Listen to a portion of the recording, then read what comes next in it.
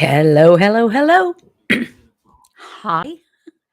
Happy Saturday. Hi, I'm Go Keto with Casey, where I talk about how I lost 97.4 pounds after starting the ketogenic protocol, how you may be able to lose weight, improve your health, and regain control of your life like I did. Hope you're well. Jack and I are well.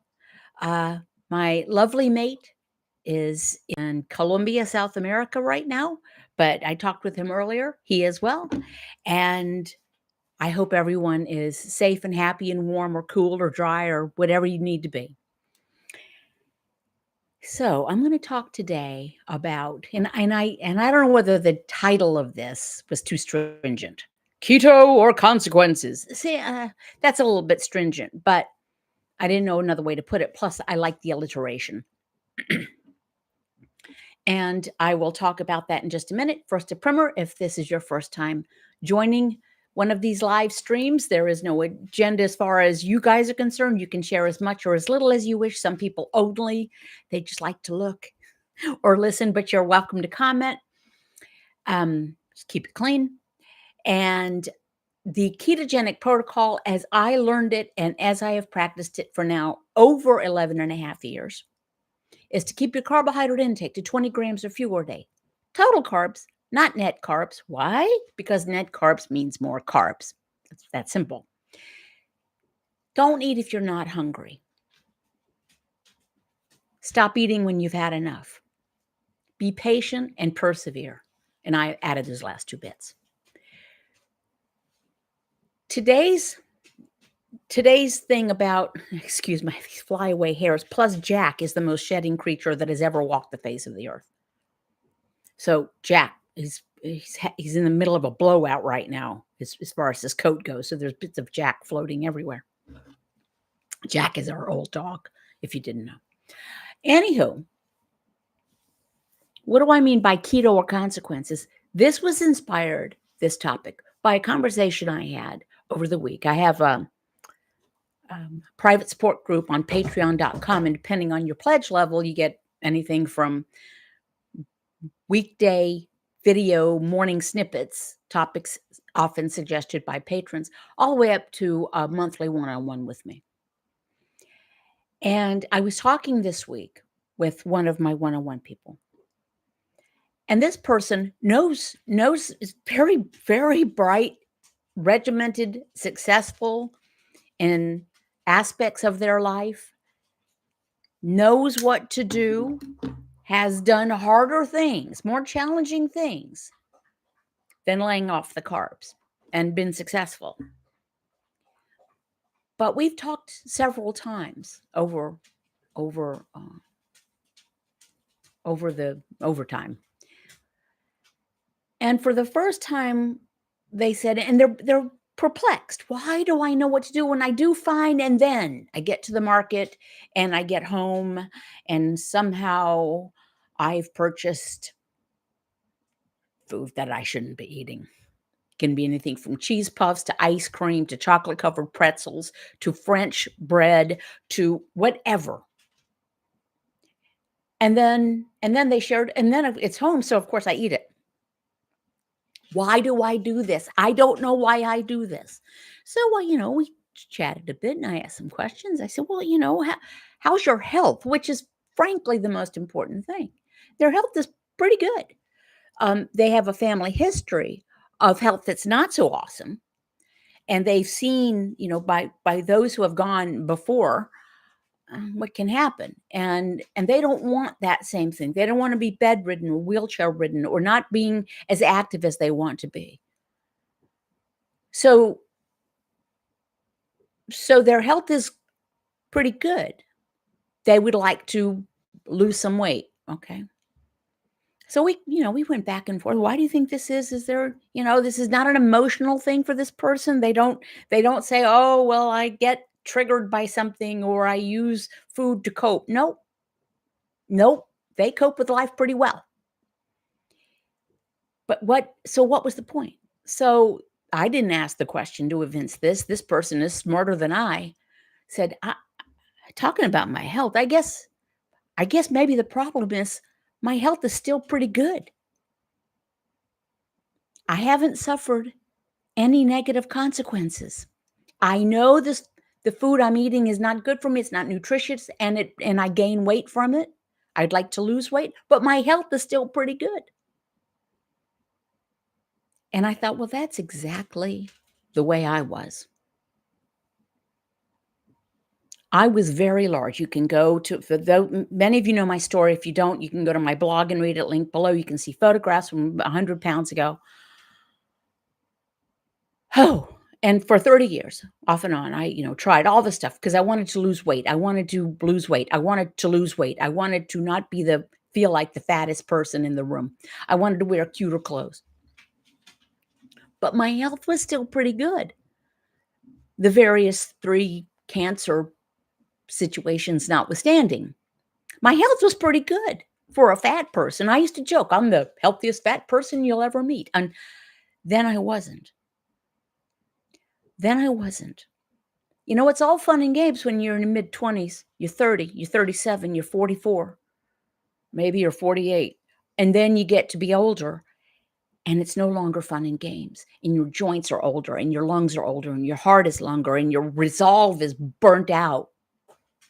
And then I started to feel the consequences. Humans are hey, look who's here. Hernan Durango. Good morning, babe, writes Hernan Durango, who has a little purple crown taking over Terry Hubbard's #1 commenter spot.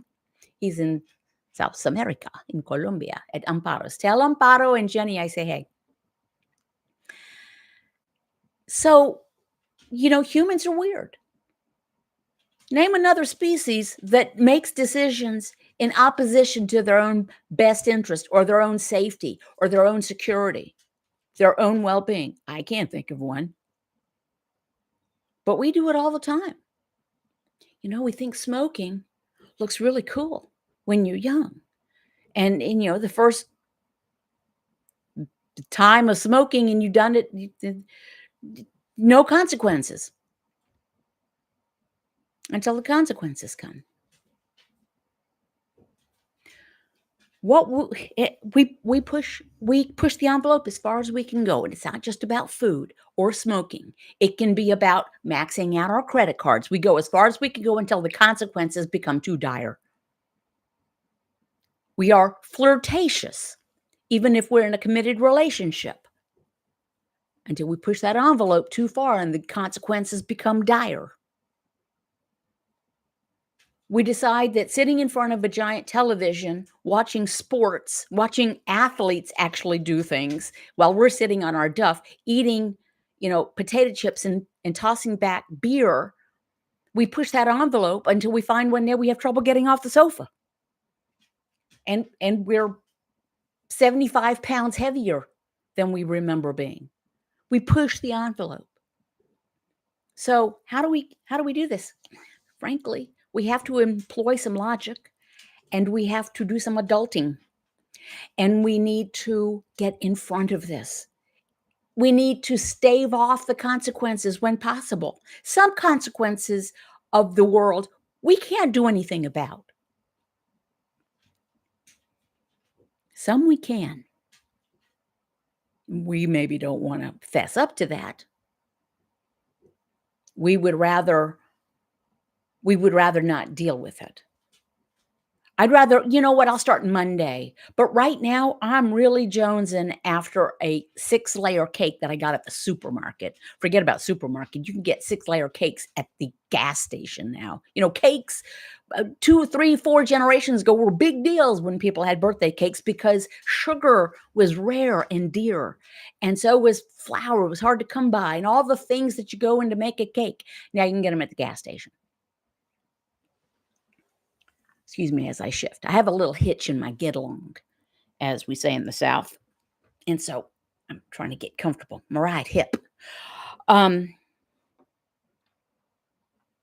So for me, the solution for me was keto or consequences. I didn't know it wasn't called keto then. I just didn't want to take insulin for type 2 diabetes. That was a consequence. It was too far for me, that consequence. Yeah, I was a size 24W, getting the giant jeans with the spandex in them, and I needed all of the stretchy fibers that could possibly be. Yeah, that was not a big enough consequence for me. Being miserable within my skin, as far as my attitude about myself, was not a big enough consequence for me.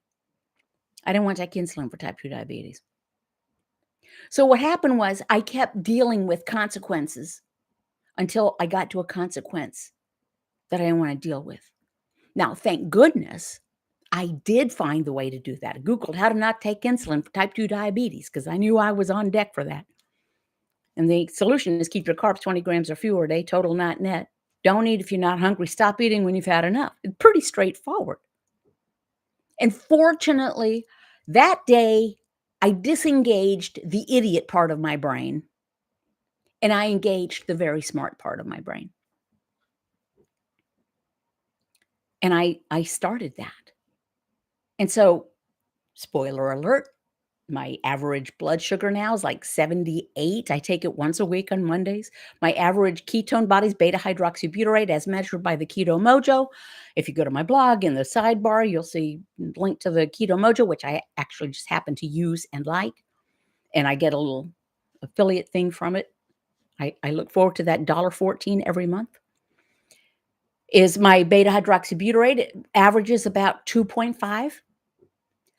I take 0 medications. When I remember, I take a teaspoon of cod liver oil every day for the DHA and the vitamin D. And I'm pretty healthy. Got a hitch in my get along, but that's probably because I probably lifted some chicken feed bags in the inappropriate way, babe. I got to feed the chickens again. My husband usually does that chore. He's not here.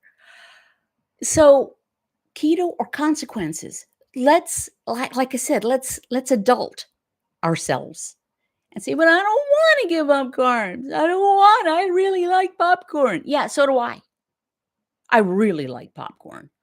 I really like tortilla chips. I really like spaghetti with meatballs and bread. It didn't serve me well. So the consequences of me indulging and eating all that food was bad. So there were bad consequences. That's why it's called a consequence. Now I get to eat really food that I really do like a lot, even more. You know why I like it more? It's because I don't feel like crud after eating a plate of, I don't know, a plate of steak fries with macaroni and cheese. I felt like crud after it. The 8 seconds that it took for me to, for the food to go down my gullet, oh, that was nice. Then it was regret, sadness, feeling stupid and bloated and being fat. Plus, my blood sugar was going up chronically. So the thing about carbs, just like cigarettes, is the consequences can be delayed. They creep up on us without us noticing, or we might notice, but then our bodies talk to us, but we ignore our bodies until our bodies start to holler at us. So keto or consequences for me. Other people, a plant-based diet does the same thing. If their consequence of not following what works for them are consequences. Standard American diet works for some people. Some people have no issues with food one way or the other. They're healthy, they're happy. They have consequences on other actions in their lives, which we all do. Oh, by the way, I have to check my hair because it drives me nuts. Stupid hair. And I turned the fire on because it was 30 degrees this morning. And I haven't had the heat on. So I put the fire on. I'm wondering if some of you have the same thoughts or you've come to the same conclusions. And I want to thank the person, if they are listening, for it should have been an absolutely obvious thing. Oh, maybe I'm too healthy. I'm not suffering the consequences. Thank you for distilling that for me, because it really did go "Ba-doing." That makes great sense. And I know that's the way it was for me, and maybe that's the way it is for some other people. I'm going to turn my attention to your comments, and I appreciate them. First of all, you don't have to buy one thing to be 100% successful at the ketogenic protocol. Nothing, not a supplement, not an electrolyte, not a powder, not any of that stuff. I will happily sell you a book. Go Eat with Casey's 12-month journal, which you can get at Amazon. And it's full of quotes and tracking and coloring things. And here's one that I actually take a great deal as a quote. I take personal comfort in. If a problem has a solution, there is no need to worry. If a problem has no solution, worry is of no use. And that is from His Holiness the 14th Dalai Lama. It's wise. And I'm a worrier, so that helps me. So let's not worry about whether we can do keto or not. Let's just do it because it works. Anyway, book, caps, hoodies, zippies, link below. I have mugs and stickers and things like that. And I have a private Patreon group, private support group at patreon.com, link below, where you could get, I told you, the video snippets I should do every weekday morning. I just published video snippet number 2044. And I appreciate it. None of that appeals to you. If you can give me a thumbs up and subscribe, that helps my channel. Now I'm going to turn to comments, and I'm just going to jump on in from the first ones I see. Kathy Daven, good morning, Casey. Love your channel. Well, thank you very much. Your name is not familiar to me. I wonder if this is the first time you've commented. I do try to remember people.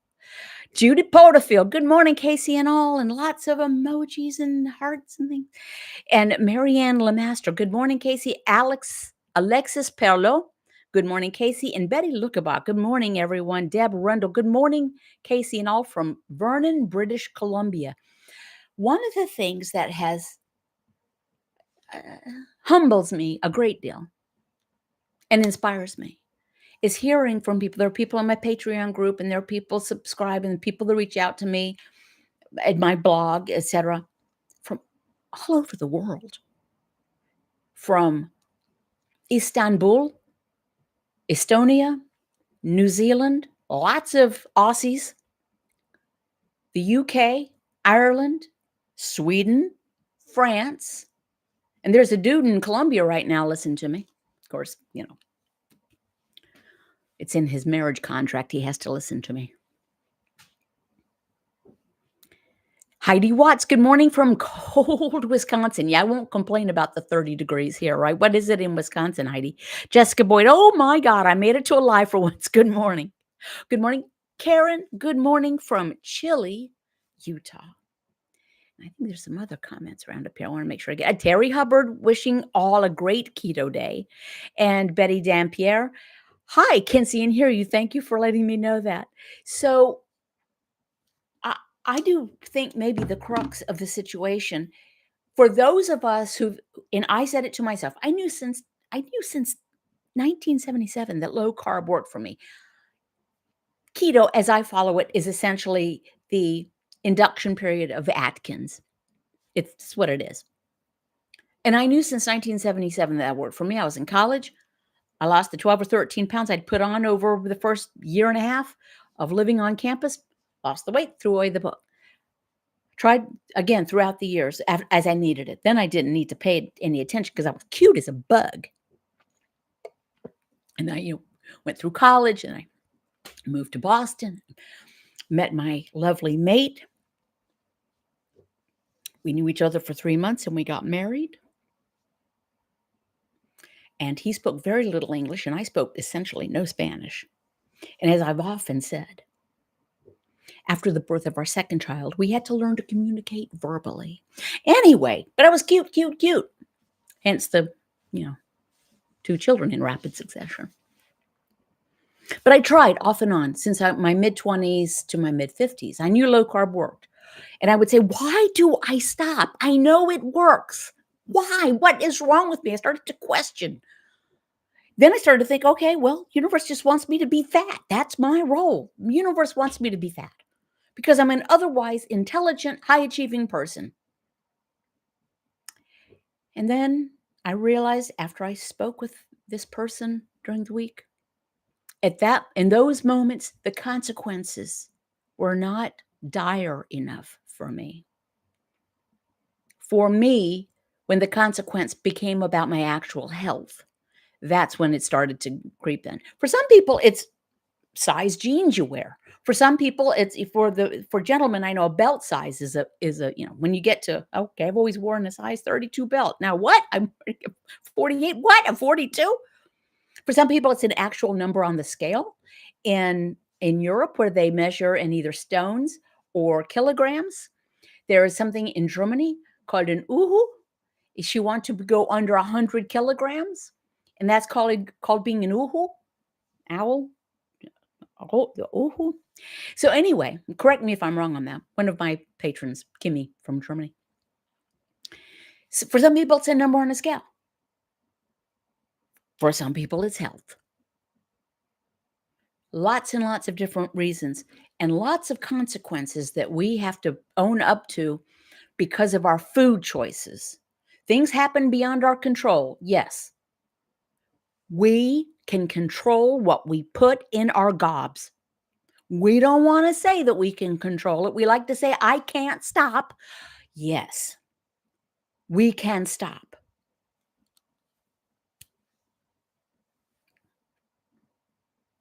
So, keto or consequences for me. For some people, it's vegan or consequences. For some people, it is low fat or consequences. For me, it's keto or consequences.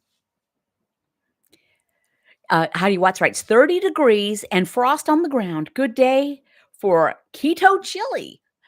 Okay. Hey, I was just talking about to my husband the other day, back and forth. First, we messaged and then we talked on the phone. I think I'm going to start going back to what I used to do. I used to put food by. I really enjoyed it. We had our own garden. This was before keto. And we grew stuff and I grew stuff and I would go to the farmer's market and I'd buy a ton of vegetables.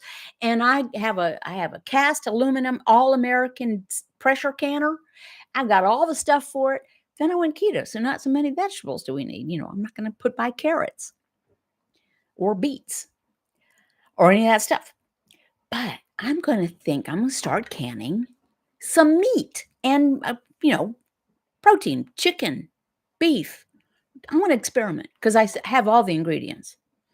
And why do that when I have a freezer? Well, because why not? And because I like doing it. And because sometimes the power goes out. Although we have a what's it called? Generator, but you know what I'm saying. For me, the consequence of having to take insulin. Why was that such a big deal? Millions upon millions of people take insulin.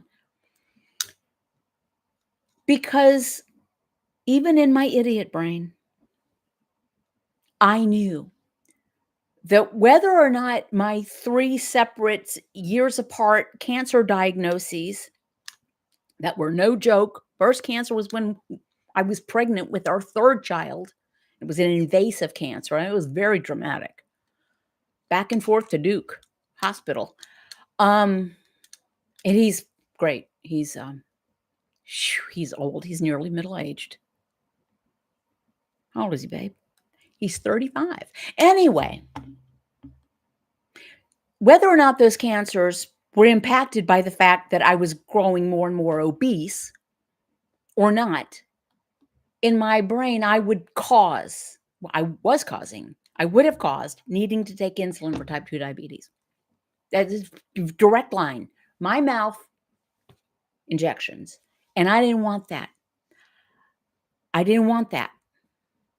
I think I would have been mortified and felt guilty.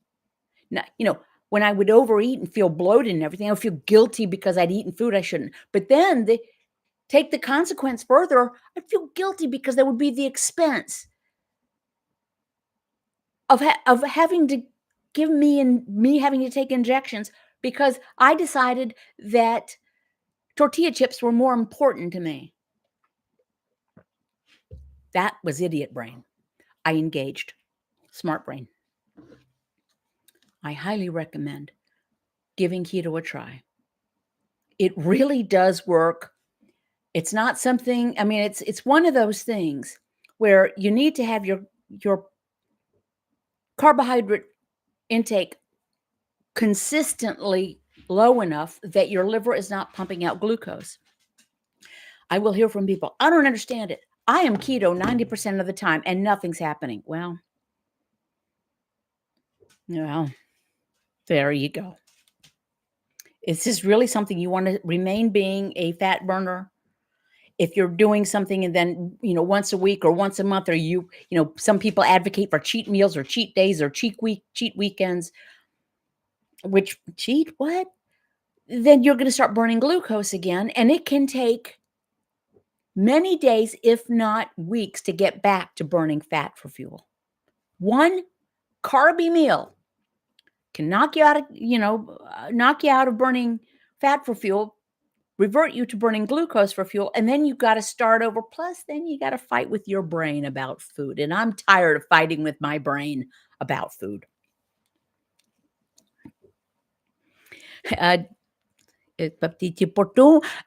Karen in Utah writes, my grandma made the best canned meat. She used cheap cuts, but it was so tender, right? Because the pressure. I think I'm going to try this. Get everything lined up. I'll wait till the old man gets back from his trip, and I think I'll do it. I'll be, yeah, of course, why not? This is how you used to put food by before. You would salt the food, the meats and poultry and everything, to preserve it before there was refrigeration, or can it. Judy Porterfield, I love keto chili, all caps, exclamation point, emoji of a pepper. It's my Halloween meal, a huge pot, LOL. Well, that's pretty cool. And Judy Porterfield writes, it's 46 degrees in Michigan. So it's probably actually warmer here than it is there. Yeah, I'm going to have to close up the chicken coop and put the doors back on and close them. We have like plantation windows. My husband built this fantastic coop. One of my friends calls it a Southern living coop. We call it the Tajma coop. But chickens are okay, but it's going to get colder. We have a hawk that's been hanging out, by the way. Not for the chickens so much. We've kind of decided it's either chasing chipmunks, which is okay by me. But when I walk through, I see a big hawk flying away from the edge of our pond where we have fish. They can't get to the fish because I put netting over it to catch the leaves. But anyway, Judy writes, Casey, how do you make your keto chili, if you don't mind me asking? Looking for new ideas. I don't actually make keto chili, to tell you the truth. I don't think. Maybe we've done that. Babe, have we made keto chili? Do you have a recipe for keto chili? He sometimes comes back from Colombia with recipes. And my husband is a creative cook. Me, not so much. He made this fantastic and beautiful. It was not lasagna. What do you make? I don't know what you would call them, but very thinly sliced long ribbons of zucchini. And he made meat stuffing or chicken stuffing with all sorts of things. Then rolled them up, put them in a Pyrex dish, sprinkled some cheese and seasonings over it, popped it in the oven. So good. Oh, okay, LOL. Yeah, I don't remember. Now, I know that when I was canning food before, I canned ground beef. I might have I'm sure I cooked it up. It might have been closer to like a sloppy Joe mix. I don't know. Something like that. Okay, no one is sharing about their consequences that they're trying to avoid, but that's okay. Privacy is respected here. But just walk away with this. I don't do it often, but I absolutely love it, writes Judy, meaning chili. We need to be honest with ourselves and accept the fact that we often know the potential for bad consequences if we continue on in particular behaviors. We have to accept it, acknowledge it, and then change it, change the behavior. We can do it incrementally. Some people go cold turkey on things. Some people, melt down or cut up all their credit cards because they're never going to max that out again. They don't want to file bankruptcy, blah, blah, blah. Some people titrate themselves off of cigarettes. Some people do just stop drinking alcohol absolutely forever. They work on it every day. And some people have to figure out how to get carbs out of their life. I saw a true crime thing. There was a story in Donna Adelson, the grandma, the meddlesome grandma who has been convicted of being the architect of the plot to murder her ex-son-in-law so she could wrest control of her grandchildren and her daughter. So she's in jail, and she's a very slight woman. She was picked up, if you've seen this, she was picked up at the Miami airport, having bought a one-way ticket with her husband to Vietnam because they have no extradition. They were about to enter the airplane, and she's taken. So anyway, she's taken to the jailhouse. She'd been in jail. And she was complaining to the judge about how she, really, this is not fair. She says, I've put on 30% of my body fat. All they serve here are carbs. Now, that's not funny. The whole story's not funny. But this woman is in jail for having her son-in-law murdered. Her consequence was she put on 30% of her body weight from eating carbs. Okay, cautionary tale. Okay, that's a weird way to end this little live stream, but that's the way I'm ending it. Keep your carbs 20 grams or fewer a day. Total, not net. Don't eat if you're not hungry. Stop eating when you've had enough. Do what works for you and stick with it. And thank you for allowing me to be part of your day. And I will look forward, I will see you next Saturday, God willing, and the creek don't rise. And I appreciate all of you. And Karen, I do want to say, right. Hernan Durango, yes, have done it in the past. It's been a while talking about the chili. Jessica Boyd, I have pretty mad PMDD and gets worse if I'm eating carbs. And Karen writes, I'm going with a friend to a, quote, stranger's house for dinner. Maybe interesting. Fingers crossed for me. You can do it. You're a strong person. Judy writes, have a beautiful weekend, everyone, and hubby. And Julie writes, hi, everyone. Steph writes, have a wonderful Saturday. And thank you and namaste. Stay safe. Stay sweet. Just don't eat sweets. And I'll see you next time.